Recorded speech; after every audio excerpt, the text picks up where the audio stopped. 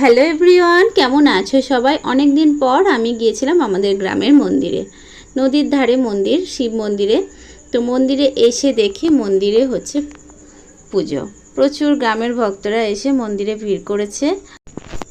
Occasion ছাড়া মন্দিরে এত ভিড় দেখে একটু অবাক হলাম। পরে জিজ্ঞেস করে জানতে পারি যে গ্রামের কয়েকজন মানুষ কেদারনাথ ভ্রমণে বেরোবে, তাই মন্দিরে পুজো ও প্রসাদ বিতরণ করছে।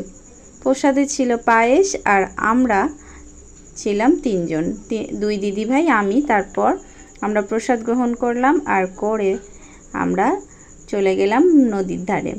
নদীর যে ঘাটে সেখানে গিয়ে বসছিলাম। তারপরে নদীতে ওই বিগ্রহগুলোকে স্নান করানো হলো, তাই সেই স্নান দেখে আমরা চলে এলাম বাড়ি। তো আজকের মিনি ব্লগটি এই পর্যন্ত। সবাই সুস্থ থেকো, ভালো থেকো, সকলকে ভালো রেখো। ভালো লাগলে চ্যানেলটিকে সাবস্ক্রাইব করে